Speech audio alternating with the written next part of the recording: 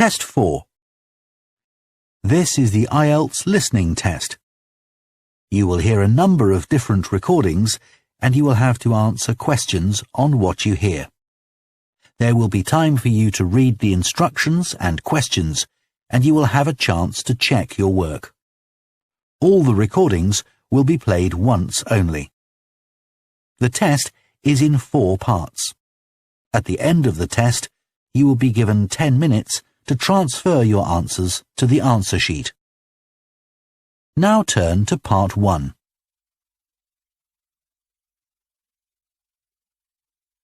Part 1. You will hear a man phoning the owner of a holiday cottage. First, you have some time to look at questions 1 to 6.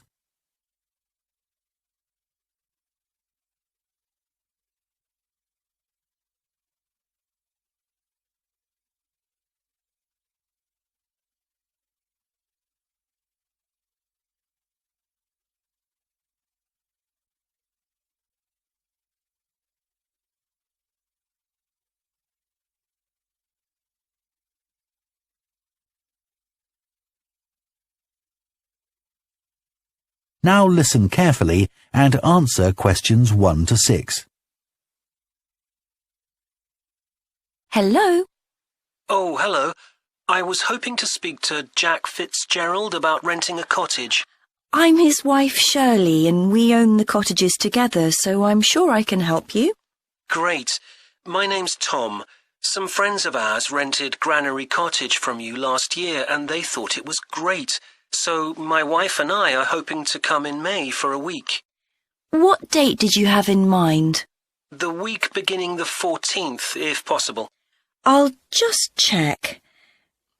I'm sorry, Tom, it's already booked that week. It's free the week beginning the 28th, though, for 7 nights. In fact, that's the only time you could have it in May. Oh, well, we could manage that, I think. We'd just need to change a couple of things. How much would it cost? That's the beginning of high season, so it'd be £550 for the week. Ah, that's a bit more than we wanted to pay, I'm afraid. We've budgeted up to £500 for accommodation. Well, we've just finished converting another building into a cottage, which we're calling Cherville Cottage. Sorry, what was that again? Cherville. C-H-E-R-V for Victor, I-L. Oh, that's a herb, isn't it? That's right. It grows fairly wild around here.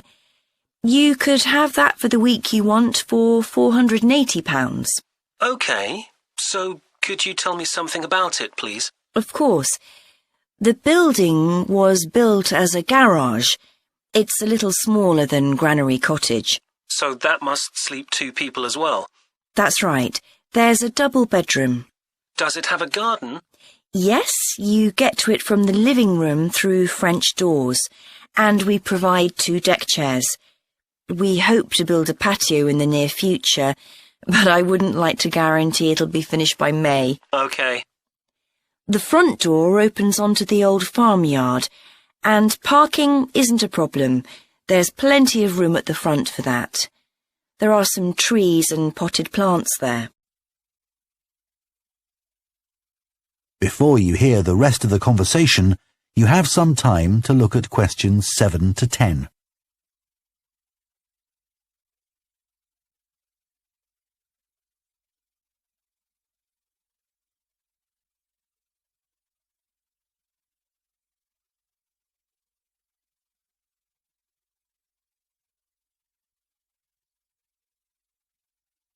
Now listen and answer questions 7 to 10. What about facilities in the cottage? It has standard things like a cooker and fridge, I presume. In the kitchen area, there's a fridge freezer, and we've just put in an electric cooker. Is there a washing machine? Yes. There's also a TV in the living room, which plays DVDs too. The bathroom is too small for a bath, so there's a shower instead. I think a lot of people prefer that nowadays anyway. It's more environmentally friendly, isn't it? Unless you spend half the day in it. Exactly. What about heating? It sometimes gets quite cool at that time of year. There's central heating, and if you want to light a fire, there's a stove. We can provide all the wood you need for it.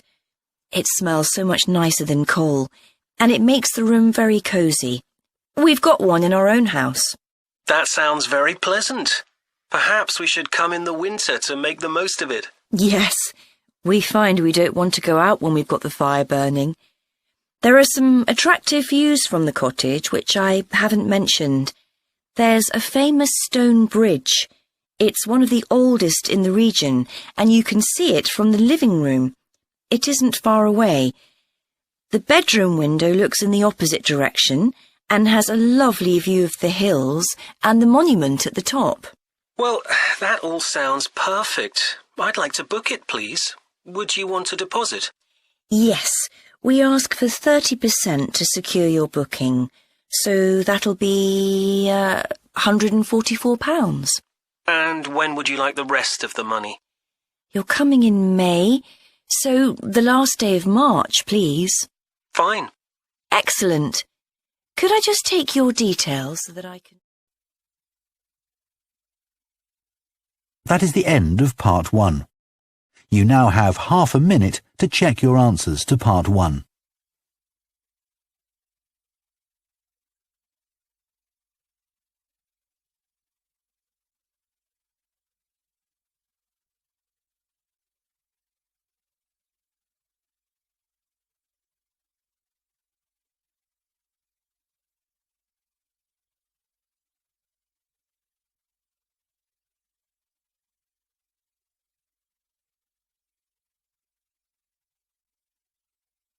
Part 2. You will hear a town councillor reporting on the local transport network and a recreation facility. First, you have some time to look at questions 11 to 14.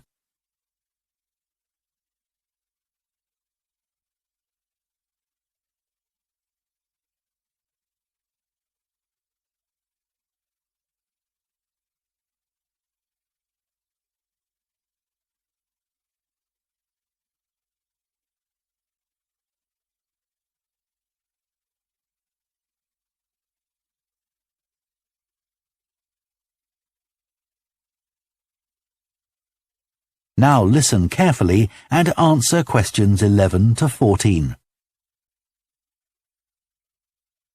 Right, next on the agenda we have traffic and highways. Councillor Thornton. Thank you. Well, we now have the results of the survey carried out last month about traffic and road transport in the town. People were generally satisfied with the state of the roads. There were 1 or 2 complaints about potholes, which will be addressed, but a significant number of people complained about the increasing number of heavy vehicles using our local roads to avoid traffic elsewhere.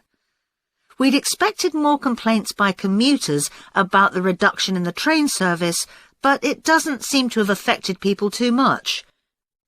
The cycle path that runs alongside the river is very well used by both cyclists and pedestrians since the surface was improved last year, but overtaking can be a problem, so we're going to add a bit on the side to make it wider. At some stage, we'd like to extend the path so that it goes all the way through the town, but that won't be happening in the immediate future.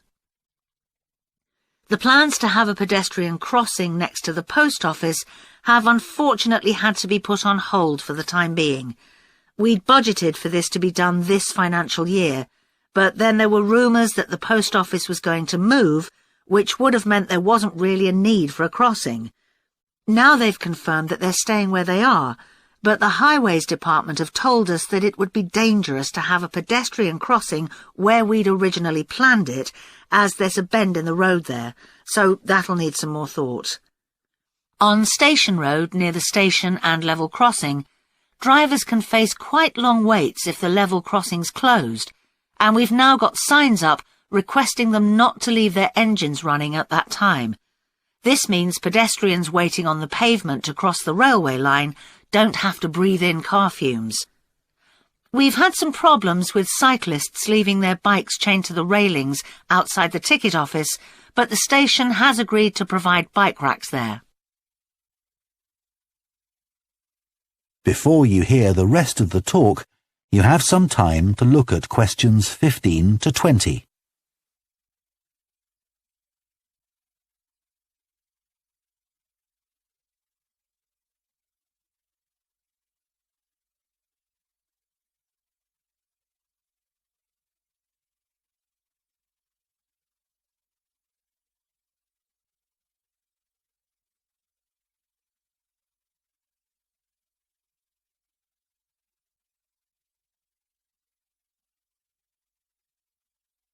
Now listen and answer questions 15 to 20. So next on the agenda is proposals for improvements to the recreation ground. Councillor Thornton again. Well, since we managed to extend the recreation ground, we've spent some time talking to local people about how it could be made a more attractive and useful space. If you have a look at the map up on the screen, you can see the river up in the north and the community hall near the entrance from the road. At present, cars can park between the community hall and that line of trees to the east, but this is quite dangerous for pedestrians, so we're suggesting a new car park on the opposite side of the community hall, right next to it. We also have a new location for the cricket pitch. As we've now purchased additional space to the east of the recreation ground, beyond the trees, we plan to move it away from its current location, which is rather near the road, into this new area beyond the line of trees. This means there's less danger of stray balls hitting cars or pedestrians. We've got plans for a children's playground, which will be accessible by a footpath from the community hall and will be alongside the river. We'd originally thought of having it close to the road, but we think this will be a more attractive location. The skateboard ramp is very popular with both younger and older children. We had considered moving this up towards the river, but in the end we decided to have it in the southeast corner near the road. The pavilion is very well used at present by both football players and cricketers. It will stay where it is now, to the left of the line of trees and near to the river, handy for both the football and cricket pitches. And finally, we'll be getting a new notice board for local information, and that will be directly on people's right as they go from the road into the recreation ground. That is the end of part 2. You now have half a minute to check your answers to part 2.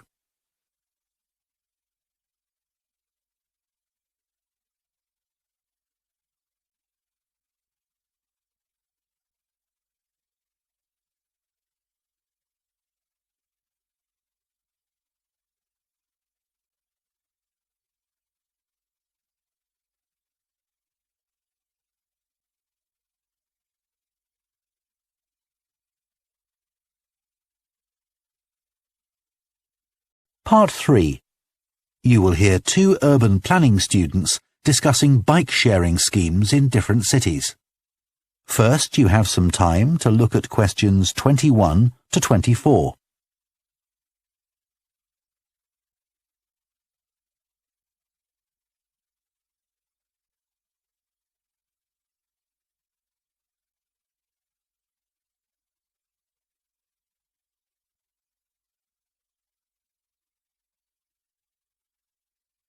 Now listen carefully and answer questions 21 to 24. Now that we've done all the research into bike-sharing schemes in cities around the world, we need to think about how we're going to organise our report. Right. I think we should start by talking about the benefits. I mean, it's great that so many cities have introduced these schemes where anyone can pick up a bike from dozens of different locations and hire it for a few hours. It makes riding a bike very convenient for people. Yes, but the costs can add up, and that puts people on low incomes off in some places. I suppose so. But if it means more people in general are cycling rather than driving, then because they're increasing the amount of physical activity they do, it's good for their health. OK, but isn't that of less importance? I mean, doesn't the impact of reduced emissions on air pollution have a more significant effect on people's health? Certainly in some cities, bike sharing has made a big contribution to that, and also helped to cut the number of cars on the road significantly. Which is the main point. Exactly. But I'd say it's had less of an impact on noise pollution because there are still loads of buses and lorries around. Right. Shall we quickly discuss the recommendations we're going to make? In order to ensure bike sharing schemes are successful? Yes. OK. Well, while I think it's nice to have really state-of-the-art bikes with things like GPS, I wouldn't say they're absolutely necessary. But some technical things are really important, like a fully functional app, so people can make payments and book bikes easily. Places which haven't invested in that have really struggled. Good point. Some people say there shouldn't be competing companies offering separate bike-sharing schemes, but in some really big cities, competition's beneficial. And anyway, one company might not be able to manage the whole thing. Right. Deciding how much to invest is a big question. Cities which have opened loads of new bike lanes at the same time as introducing bike-sharing schemes have generally been more successful. But there are examples of successful schemes where this hasn't happened. What does matter, though, is having a big publicity campaign. Definitely. If people don't know how to use the scheme, or don't understand its benefits, they won't use it. People need a lot of persuasion to stop using their cars. Before you hear the rest of the discussion, you have some time to look at questions 25 to 30.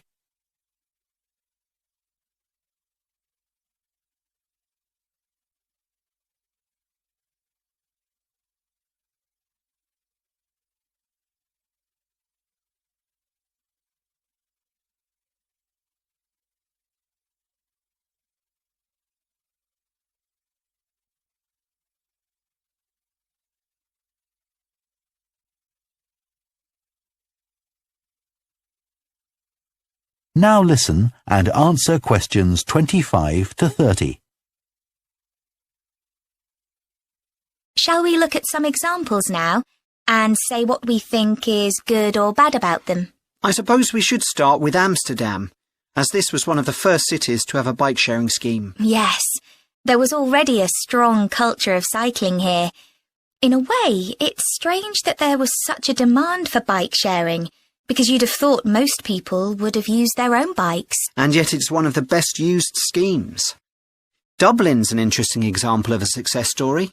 It must be because the public transport system's quite limited. Not really. There's no underground, but there are trams and a good bus network. I'd say price has a lot to do with it. It's one of the cheapest schemes in Europe to join. But the buses are really slow. Anyway, the weather certainly can't be a factor. No, definitely not. The London scheme's been quite successful. Yes, it's been a really good thing for the city. The bikes are popular and the whole system is well maintained, but it isn't expanding quickly enough. Basically, not enough's been spent on increasing the number of cycle lanes. Hopefully that'll change. Yes. Now, what about outside Europe? Well, bike-sharing schemes have taken off in places like Buenos Aires. They built a huge network of cycle lanes to support the introduction of the scheme there, didn't they? It attracted huge numbers of cyclists where, previously, there were hardly any. An example of good planning. Absolutely. New York is a good example of how not to introduce a scheme. When they launched it, it was more than 10 times the price of most other schemes. More than it costs to take a taxi. Crazy. I think the organisers lacked vision and ambition there. I think so too. Sydney would be a good example to use. I would have expected it to have grown pretty quickly here. Yes. I can't quite work out why it hasn't been an instant success like some of the others. It's a shame, really. I know. OK, so now we've thought about all those... That is the end of part 3. You now have half a minute to check your answers to part 3.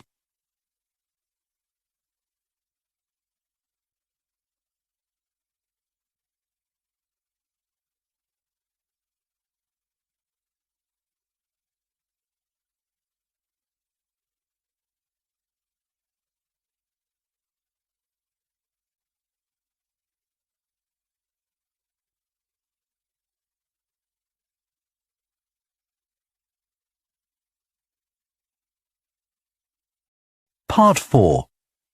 You will hear part of an environmental science lecture about a large bird called the dodo, which is now extinct. First, you have some time to look at questions 31 to 40.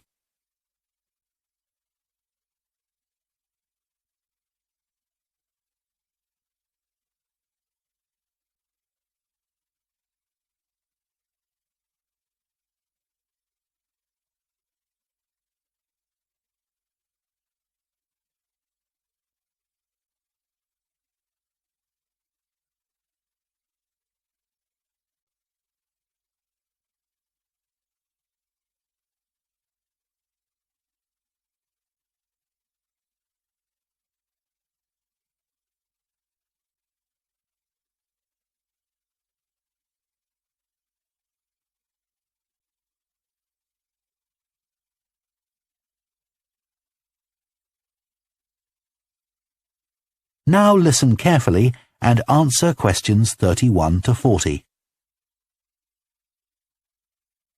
One of the most famous cases of extinction is that of a bird known as the dodo. In fact, there's even a saying in English, as dead as the dodo, used to refer to something which no longer exists. But for many centuries, the dodo was alive and well, although it could only be found in one place, the island of Mauritius in the Indian Ocean.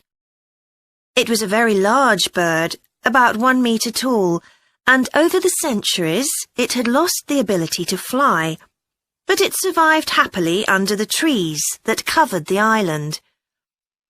Then, in the year 1507, the first Portuguese ships stopped at the island. The sailors were carrying spices back to Europe and found the island a convenient stopping place where they could stock up with food and water for the rest of the voyage, but they didn't settle on Mauritius. However, in 1638, the Dutch arrived and set up a colony there. These first human inhabitants of the island found the dodo birds a convenient source of meat, although not everyone liked the taste. It's hard to get an accurate description of what the dodo actually looked like. We do have some written records from sailors and a few pictures, but we don't know how reliable these are. The best-known picture is a Dutch painting in which the bird appears to be extremely fat, but this may not be accurate. An Indian painting done at the same time shows a much thinner bird. Although attempts were made to preserve the bodies of some of the birds, no complete specimen survives. In the early 17th century, 4 dried parts of a bird were known to exist. Of these, 3 have disappeared, so only one example of soft tissue from the dodo survives, a dodo head. Bones have also been found, but there's only one complete skeleton in existence. This single dodo skeleton has recently been the subject of scientific research, which suggests that many of the earlier beliefs about dodos may have been incorrect. For example, early accounts of the birds mention how slow and clumsy it was, but scientists now believe the bird's strong knee joints would have made it capable of movement which was not slow, but actually quite fast. In fact, one 17th century sailor wrote that he found the birds hard to catch. It's true that the dodo's small wings wouldn't have allowed it to leave the ground, but the scientists suggest that these were probably employed for balance while going over uneven ground. Another group of scientists carried out analysis of the dodo's skull. They found that the reports of the lack of intelligence of the dodo were not borne out by their research, which suggested the bird's brain, was not small, but average in size. In fact, in relation to its body size, it was similar to that of the pigeon, which is known to be a highly intelligent bird. The researchers also found that the structure of the bird's skull suggested that one sense which was particularly well developed was that of smell. So the dodo may also have been particularly good at locating ripe fruit and other food in the island's thick vegetation.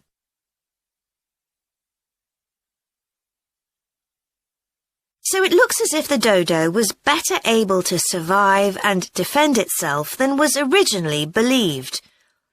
Yet, less than 200 years after Europeans first arrived on the island, they had become extinct. So what was the reason for this? For a long time it was believed that the dodos were hunted to extinction. But scientists now believe the situation was more complicated than this. Another factor may have been the new species brought to the island by the sailors. These included dogs, which would have been a threat to the dodos, and also monkeys, which ate the fruit that was the main part of the dodo's diet. These were brought to the island deliberately. But the ships also brought another type of creature, rats, which came to land from the ships and rapidly overran the island. These upset the ecology of the island, not just the dodos, but other species too. However, they were a particular danger to the dodos because they consumed their eggs. And since each dodo only laid one at a time, this probably had a devastating effect on populations. However, we now think that probably the main cause of the bird's extinction was not the introduction of non-native species, but the introduction of agriculture. This meant that the forest that had once covered all the island and that had provided a perfect home for the dodo was cut down so that crops such as sugar could be grown. So, although the dodo had survived for thousands of years, suddenly it was gone. That is the end of Part 4. You now have 1 minute to check your answers to Part 4.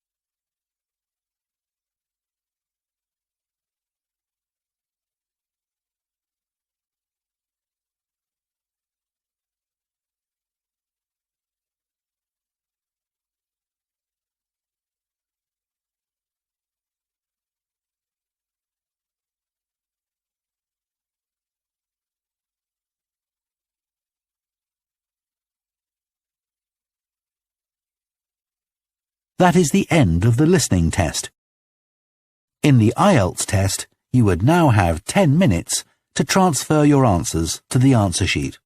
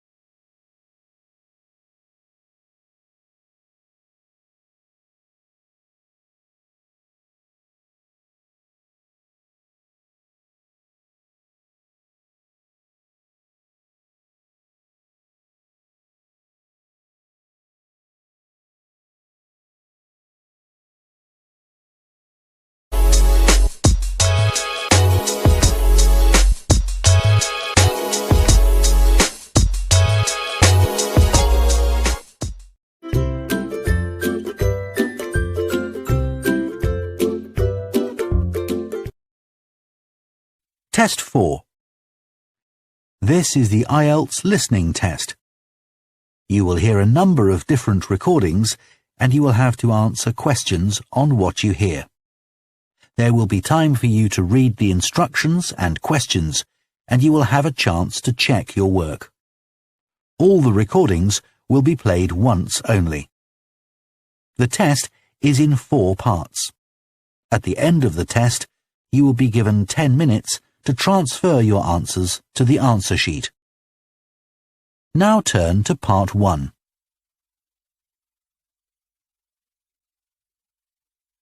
Part 1. You will hear a man phoning the owner of a holiday cottage. First, you have some time to look at questions 1 to 6.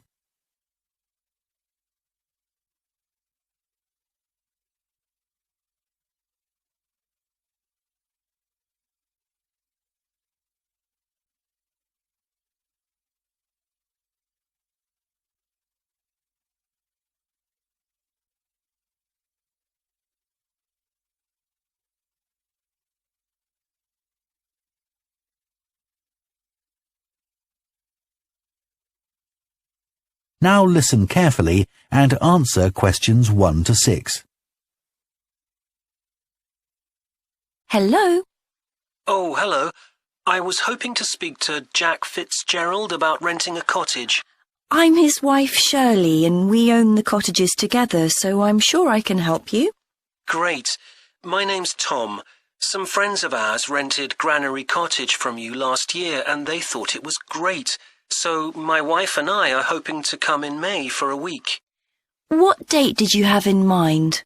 The week beginning the 14th, if possible. I'll just check. I'm sorry, Tom, it's already booked that week.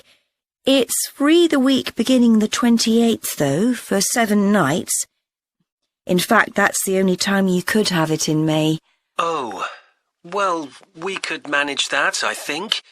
We'd just need to change a couple of things. How much would it cost? That's the